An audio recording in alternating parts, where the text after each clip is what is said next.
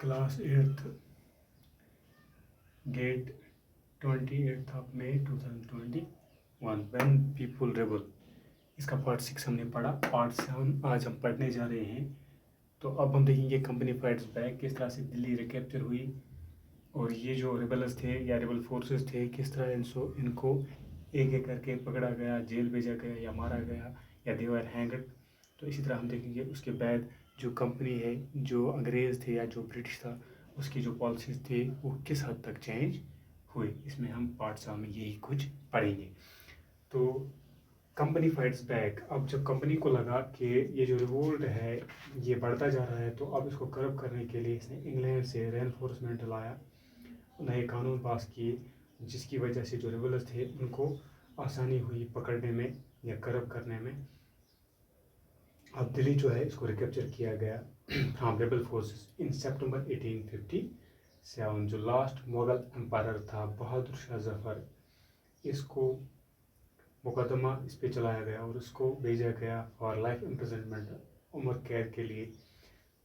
ये और इसकी जो बीवी थी बेगम ज़ीनत महल, इनको भेजा गया रंगून जेल में अक्टूबर 1858 में। बहादुर शाह जफर जो है इसकी मौत रंगून जेल में होती है नवंबर 1862 में।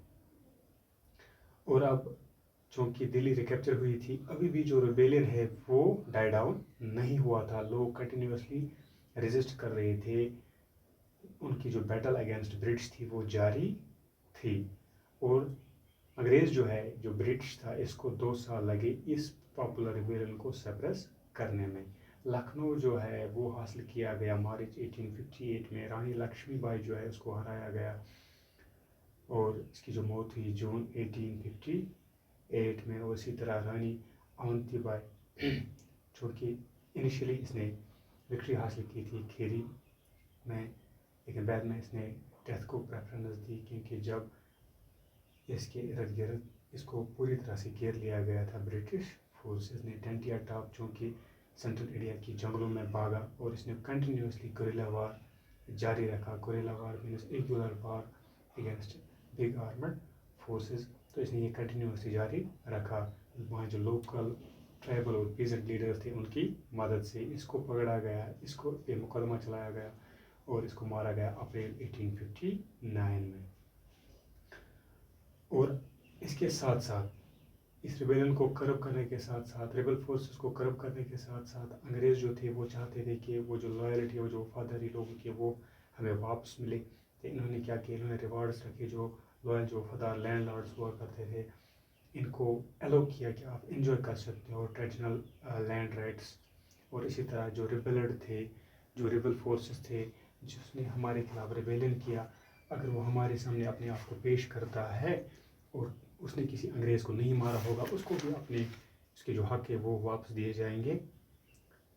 लेकिन इसके अलावा हम जानते हैं कि हंड्रेड्स में जो सिपाहीज थे, जो रिबेल्स थे, जो नवाब्स थे या जो राजास थे, इनको या तो इन पे मुकदमा चलाया गया या इनको जेल भेजा गया या इनको मारा गया या इनको फांसी वगैरह हुई। आफ्टर मैथ यानी कि बाद में क्या हुआ, अब चूँकि ब्रिटिश जो है इन्होंने फिर से कंट्रोल किया पूरी कंट्री पे बाय द एंड ऑफ 1859, मगर इनकी जो पॉलिसीज़ थी उसमें कुछ चेंजेस देखने को मिली। पहला जो था, ब्रिटिश पार्लियामेंट ने एक्ट पास किया 1858 में और उसने ट्रांसफ़र किए जो पावर्स थी ईस्ट इंडिया कंपनी के, वो ब्रिटिश क्राउन को ट्रांसफ़र किए। और इसके साथ हम देखते हैं कि काउंसिल बनाया गया जिसका नाम था इंडिया काउंसिल, और गवर्नर जनरल जो हुआ करता था उसका जो टाइटल है अब वो वाइसराय रखा गया।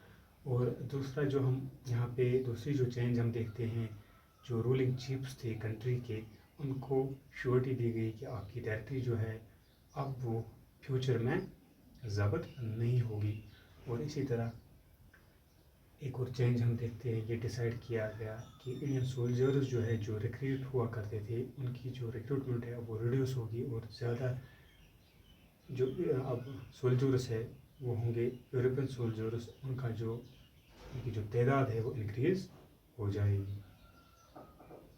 और इसी तरह ये भी डिसाइड किया गया, जो कि रिक्रूटमेंट जो सोल्जर्स की हुआ करती थी that was from Avadh, Bihar, central India या साउथ इंडिया, अब اس کے برعکس سولجر جو ہے وہ ریکروٹ ہوں گے فرام گورکھاز، سکھس اینڈ پٹھانز.